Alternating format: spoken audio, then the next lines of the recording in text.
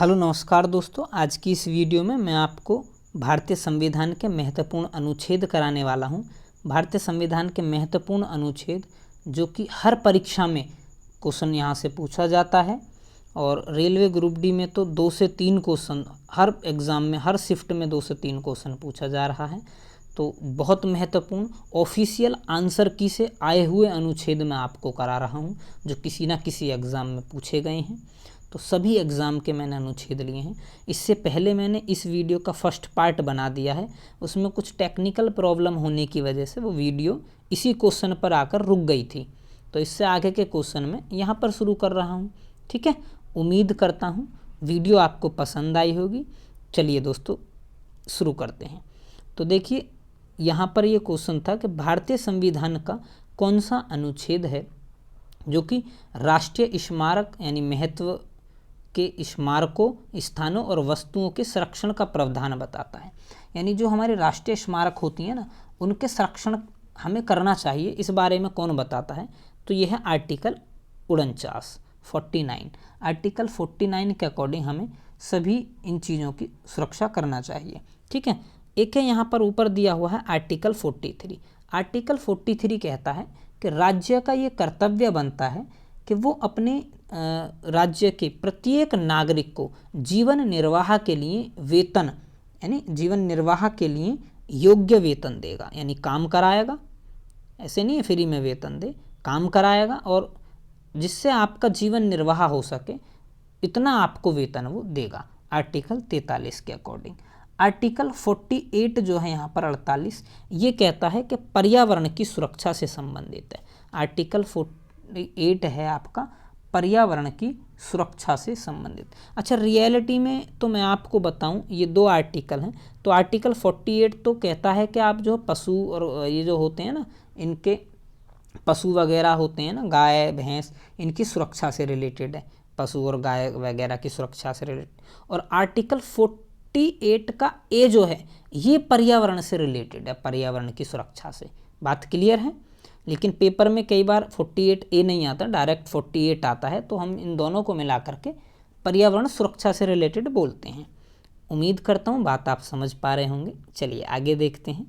महत्वपूर्ण भारतीय संविधान का कौन सा अनुच्छेद राज्य के लिए न्यायालयों से संबंधित है? देखिए, राज्य के लिए न्यायालयों से संबंधित मैंने जो पहला पार्ट बनाया था उसमें भी बताया था आपको काफ़ी डिटेल से कि आर्टिकल 214 जो है ये राज्यों के लिए न्यायालय से रिलेटेड है। और एक आर्टिकल है 241, ये भी उच्च न्यायालयों से संबंधित है। राज्य क्षेत्रों के लिए उच्च न्यायालय होना चाहिए।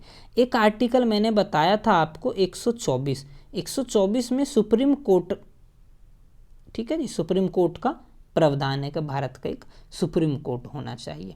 148 में मुझे लगता है कैग का प्रावधान है, CAG यानी कैग का प्रावधान है। चलिए आगे समझते हैं।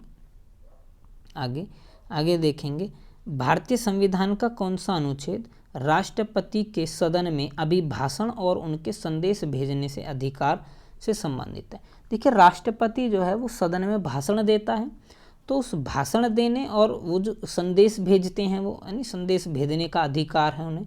तो वो किस आर्टिकल में है? वो आर्टिकल 86 के अकॉर्डिंग है, आर्टिकल 86 के अकॉर्डिंग। चलिए नेक्स्ट। भारतीय संविधान के कौन से अनुच्छेद शोषण के विरुद्ध अधिकार से संबंधित है? देखिए, शोषण के विरुद्ध अधिकार, मैं आपको पहले तो बता दूं कि भारतीय संविधान का जो मौलिक अधिकार है, जो कि मौलिक अधिकार हैं, तो मौलिक अधिकारों की संख्या है 6। पहले मौलिक अधिकार 7 थे। अब जो है संपत्ति के अधिकार को 1978 में हटा दिया गया। 44वां संविधान संशोधन करके इसको हटाया गया था। और ये आर्टिकल था, कौन सा आर्टिकल हटाया था? तो आर्टिकल 31 को 1978 में 44वां संविधान संशोधन करके हटा दिया गया था। मेरी बात यहाँ तक आपको समझ आ रही है? आर्टिकल 31 को 44वां संविधान संशोधन 1978 में करके हटा दिया। तो मौलिक अधिकार पहले 7 थे, अब ये वाला हट गया है, तो 6 बचे हैं। ये कहाँ पहुँचा दिया है? ये पहुँचा दिया है 300A में, आर्टिकल 300A में इसको रख दिया गया है, कानूनी अधिकार बना दिया है अब इसको। अब ये जो 6 है ना, ये 6 के 6 आपको याद होने चाहिए, पेपर में इन 6 के 6 से क्वेश्चन पूछा जाता है, ठीक है। तो कैसे कैसे हैं, एक होता है समानता का अधिकार, ठीक है जी, एक होता है समानता का अधिकार, समानता का अधिकार, समानता का अधिकार जो होता है आर्टिकल 14 से लेकर 18 तक होता है।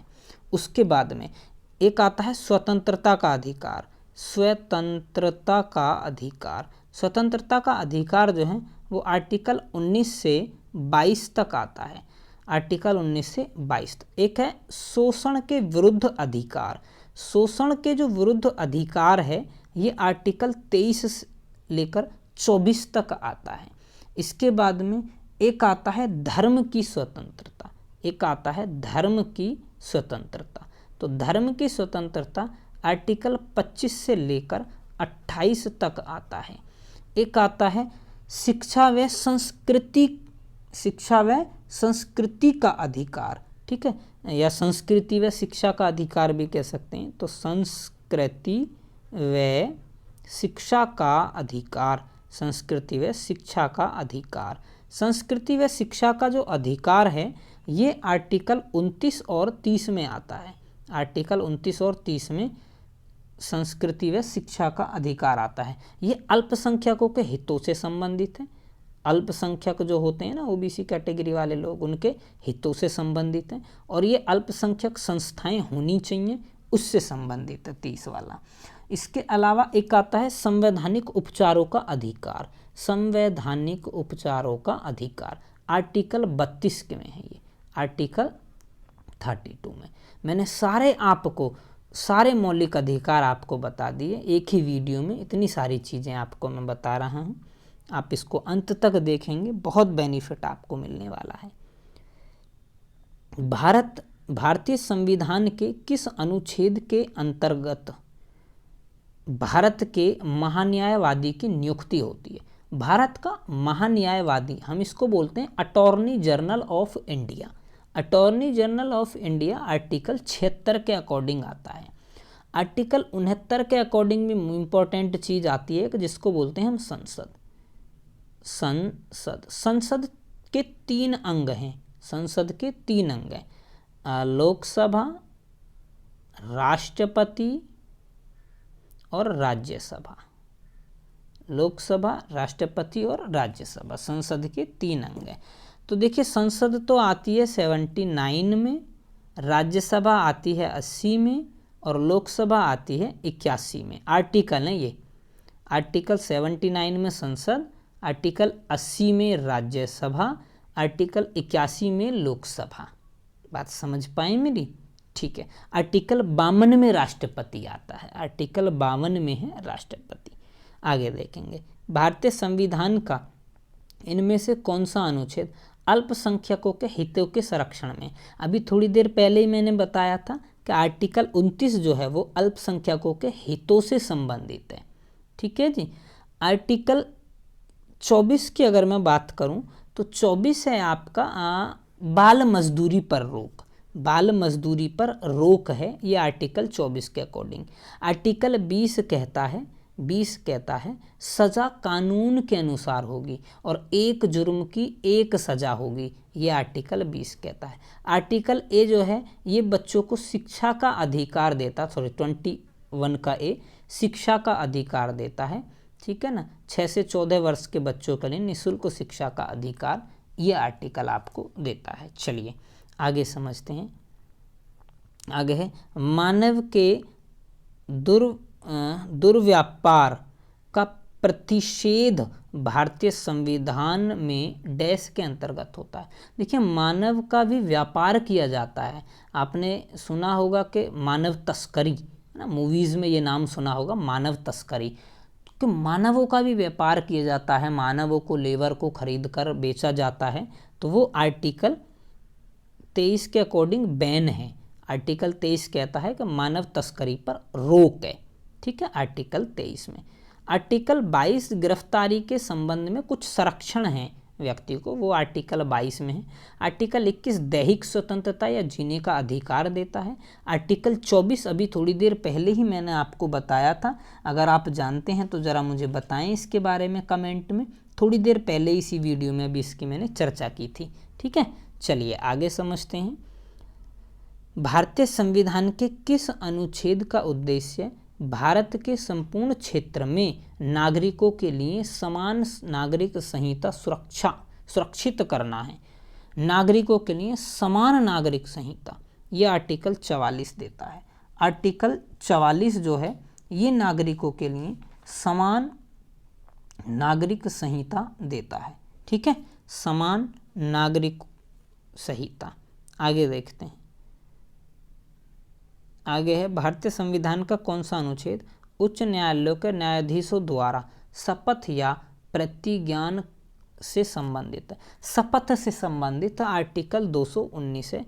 मोस्ट इम्पॉर्टेंट है, वेरी वेरी इंपॉर्टेंट है। आप इसको याद रखेंगे कि शपथ से रिलेटेड कौन सा है। उच्च न्यायालय के न्यायाधीशों की शपथ से रिलेटेड है आर्टिकल 219।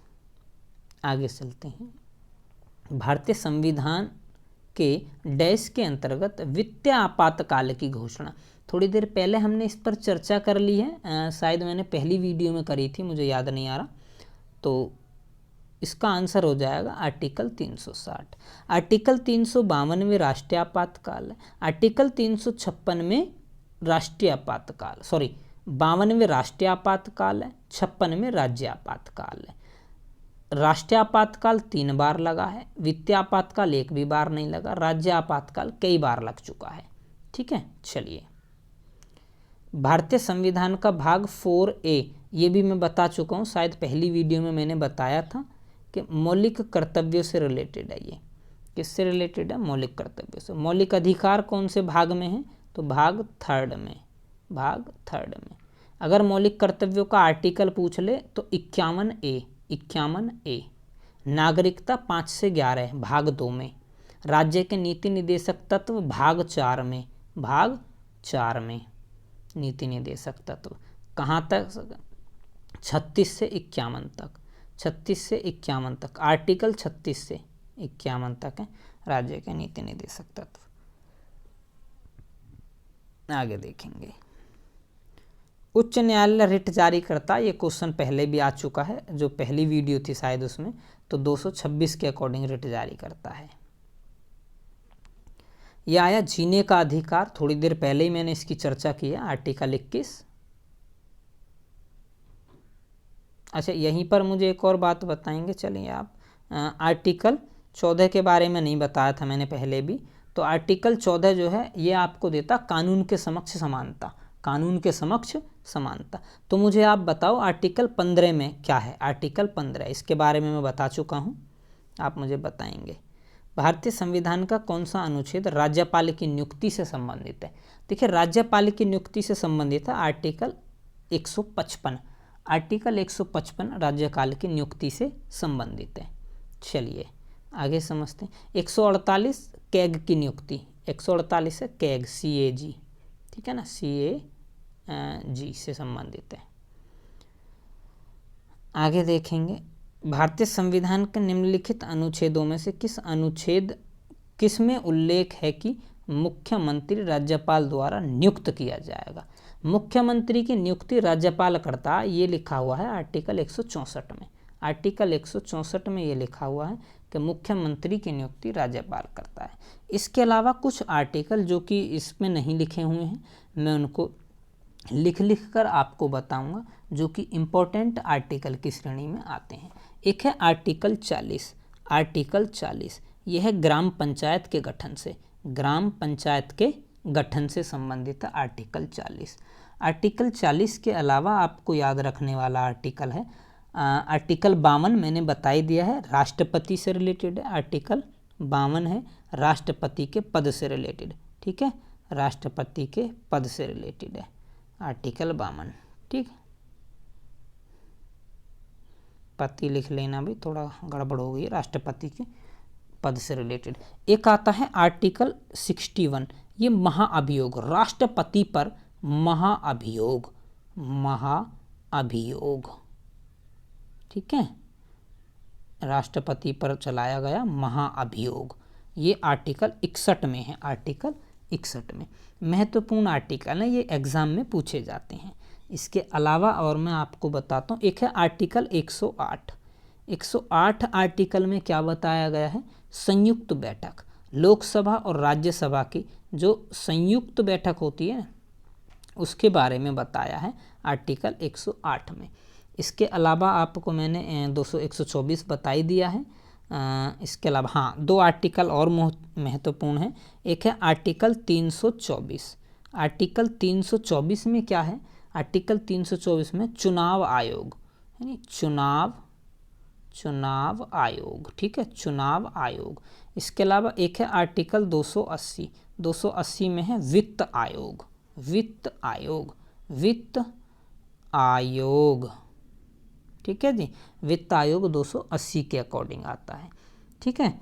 इसके अलावा आप क्या याद रखेंगे, आप 75 को याद रख लेना आप, आर्टिकल 75 75, ये आपका प्रधानमंत्री से रिलेटेड है, पीएम से रिलेटेड, यानी पीएम या मंत्री परिषद से रिलेटेड हम इसको बोलते हैं। एक होता है 123 है अध्यादेश जारी करना, अध्यादेश से संबंधित आर्टिकल है 123। उम्मीद करता हूँ ये महत्वपूर्ण आर्टिकल हैं सारे, जो कि आपको समझ आए होंगे। मैंने इम्पोर्टेंट आर्टिकल कवर कराने की कोशिश की है। इसके अलावा अगर आप किसी टॉपिक पर भी वीडियो चाहते हैं, कोई भी टॉपिक हो वो, आप मुझे कमेंट में बताएं, मैं पूरी कोशिश करूँगा उसको टिक करने की, ठीक है। तो चलिए, धन्यवाद दोस्तों।